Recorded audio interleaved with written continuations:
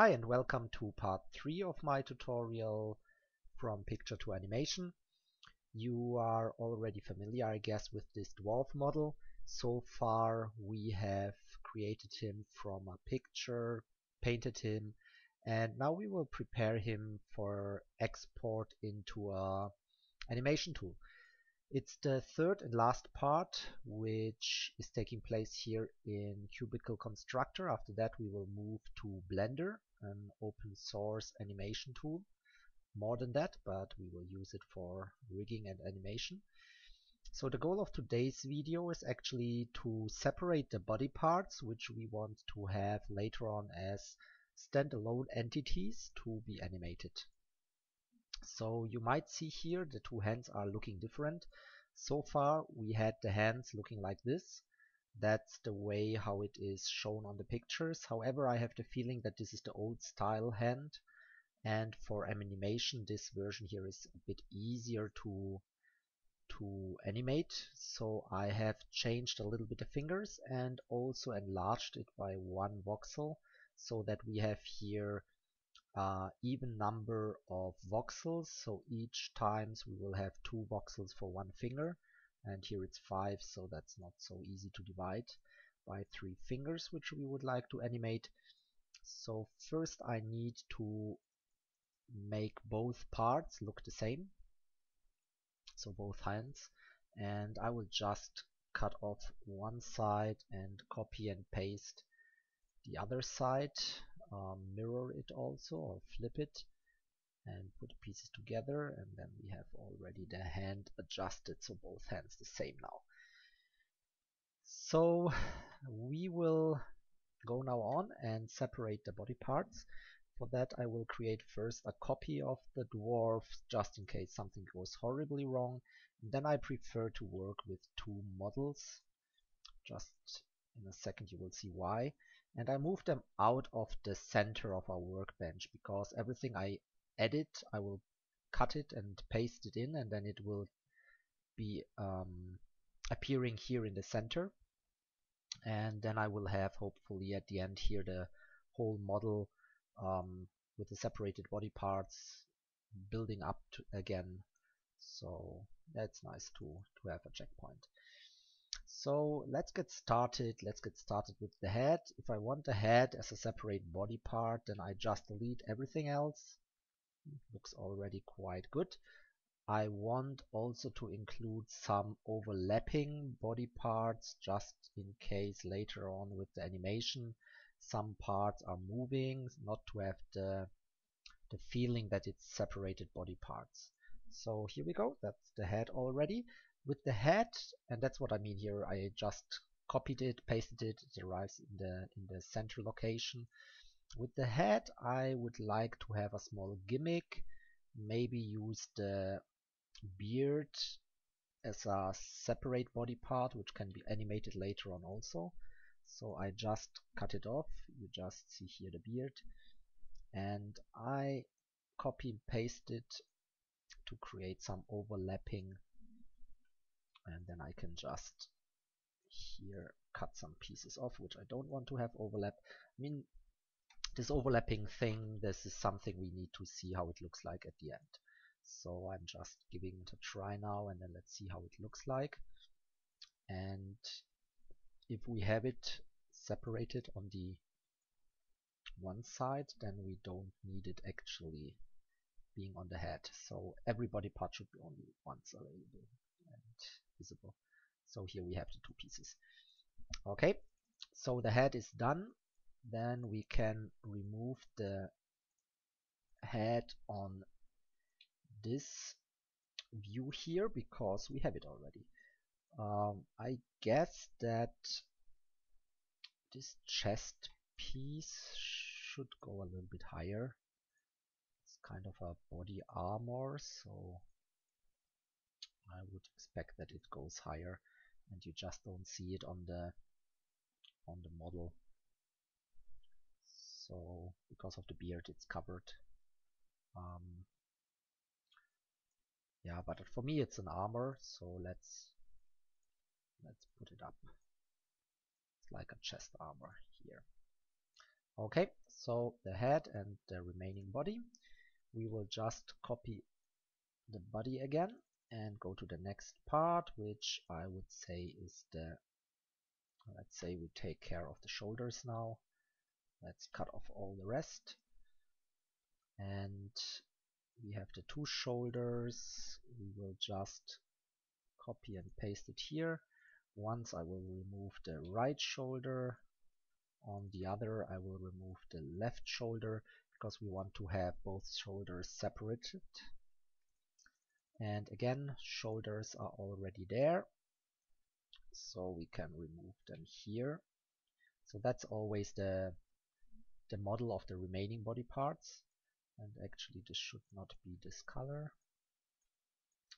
Let's color this. You never know if in the animation this body part will become visible and then you have some not so nice color fragments in there. I forgot to have a little bit of overlapping here on the shoulders. So let's include this just now. Maybe here 3 and 3 voxels. Okay, and the same on the other side. Here it doesn't make sense for me to copy and paste and just work on one side. It's only a few voxels, so I can just easily attach them. There we go. So shoulders are now good. We copy again our working model here, and let's go with the hands maybe next. So I cut off the remaining body and the trousers here. Now this needs a little bit work. This will be overlapping, wrong color. So we have the finger here, and that's the hand. And now actually here it makes sense to work only with one, because we need to cut the fingers also and separate the fingers. We need a little bit more space. So I will make some more copies here and start with the arm. The arm should be all the blue parts for me, but again the overlapping should be skin colored, so let's leave a little bit of the skin there, and let's say this will be the overlapping part with the rest of the hand. There we go. So this will be the arm. Let's move it over there. Let's remove here the arm as we have it.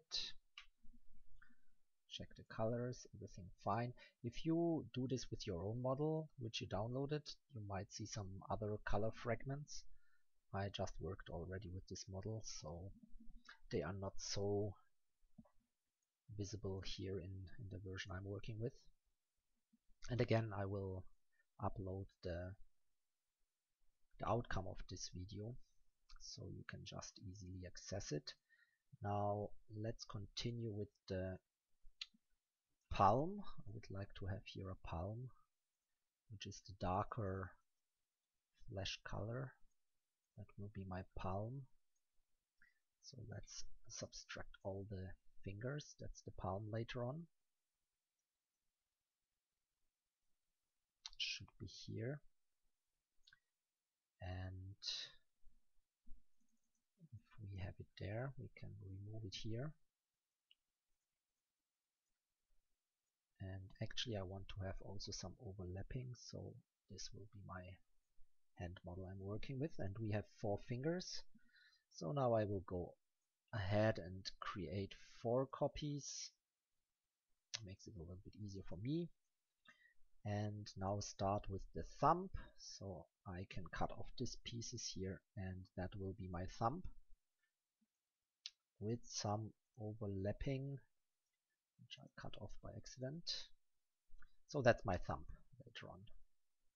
You see the 2 voxels in the depth and 3 by 4 voxels, so that will be the thumb later on. Just let's move this all out a little bit so it becomes a bit more visible. So that's the way how it looks like at the moment. There should be 1 voxel more to the right. Here is the thumb, fits good to the palm, and now we have some remaining fingers. So the thumb is good. Let's take away the thumb and let's work with the forefinger, and this should be that one here. That still belongs to the thumb. Let's remove this. And the overlap is enough if it is one voxel, so that's the thumb. And in the same way, we now need to create the middle finger and also the small finger. So this is going to be the middle finger, and the small finger will be this. There we go. So that's now the body pieces. That should be fitting well here in. Looks not bad. That's the advantage of the same metric size for all the pieces. Now I just select all of them, copy paste them, select them once more, cut and paste them, and then I say here modify flip, and I have both hands ready. Perfect. Now that's the working model again. Let's go back to him. Hands are done. So actually I can take off the hands here and remove them from this part, or this model here. I've extended actually compared to the last model also here by 2 or 3 voxels which were missing. So just in the, let's say, post-production. So don't be confused, you might need to adjust there a little bit if you take the model I've uploaded. And there we go. So we have some body parts left. Let's take care of maybe of the feet next. So I want to have the feet actually only the gray ones, but again, because we want to have some overlap, I leave in a little bit more than that, and then just remove it later on like this, and then I have the overlapping structure already in place. This is all just my gut feeling. What I leave out, we need to see later on how it looks like in the animation, and maybe later on adjust it once more. So again, both feet should be separated, animated later on, separately. So that's why we have here 2. And as the feet are done, we can again remove him. So it's repeating a little bit the activities. So that's the body. And this actually should be 2 pieces, not 1. We want to have a torso and we want to have hips. That's because if the model is moving to the left or the right, only part of the body should move, not the whole body. You can see the same in some of the animations which are available for StoneHub. And I just decide that this bucket here for the belt, it belongs to the lower part and the torso is above the belt. So I will center it on the right, remove the belt and remove the bucket, and probably add here some overlapping structure again. We really need to see how this works and looks like at the end with these overlapping structures. So let's just give it a shot. Here we go. So we have the body, and as we have now only 1 piece left, we don't need a second copy. Just remove this part, and there we go. So that's now the model separated with the body parts. We don't need the other one actually, so we did not do any big mistake. I just saved. And the last thing we need to do is actually to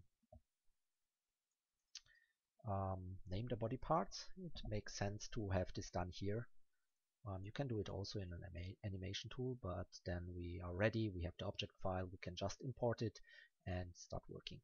So I just moved it away from the center again because I like to use the same technique. So I will cut and paste here the head, press F2 and you see here something predefined, but we will call this more the head than the arm.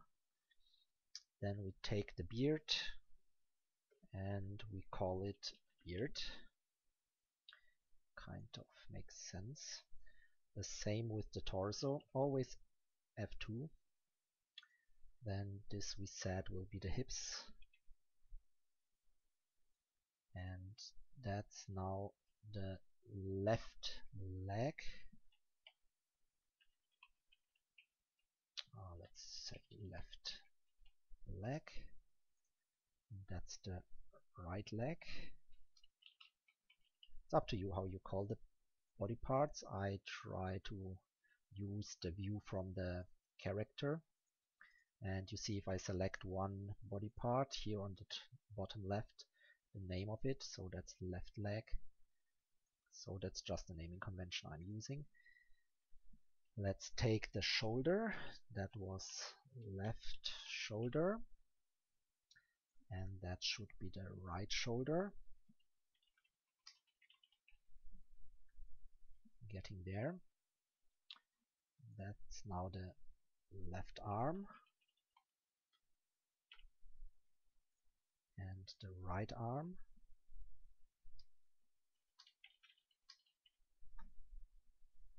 And this should be the palm, the left palm. We will see if we need all these body parts, but if you don't need them, you don't need to animate them, so better to have too many than too less. That's the right palm. That was the left palm, yeah. Then we have here the right thumb. And the left thumb. And we have here the right forefinger.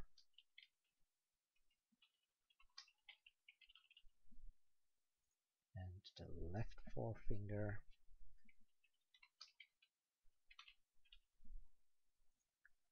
The middle finger on the right side. You cannot include here spaces, by the way, so that's why you have to write it together, use underscore, whatever. Okay, just checked if I use the same naming conventions. And that's the left middle finger. And finally two more. That's the right small finger and the left small finger.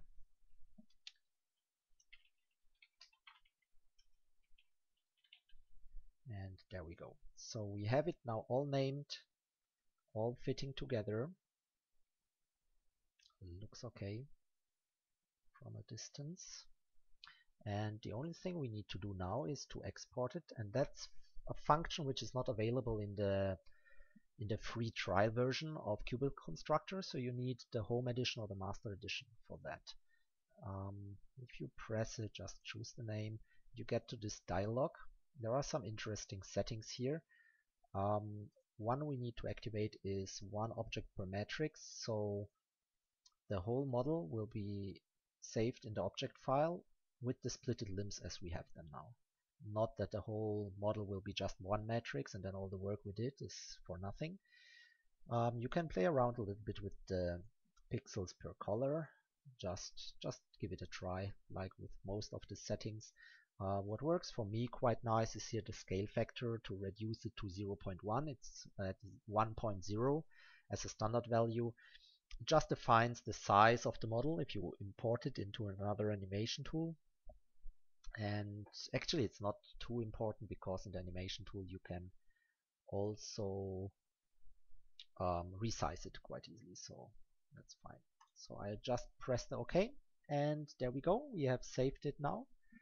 We have saved it actually in an object file. So you see here the object file, and there is also a file called .mtl, which is including the color informations. And you will need then both files to import it into an animation tool. I will just upload also both of them. And yep, that's it. So the model is prepared, and in the next video we will import it into an animation tool which is called Blender. It's a open source software, quite powerful. You can do much more than just animations with it. But yeah, we will give it a try and see which ways we have to animate this dwarf then. So thanks a lot for following this video, and I hope it was kind of interesting. You learned a little bit something new, and see you then the next time. Bye.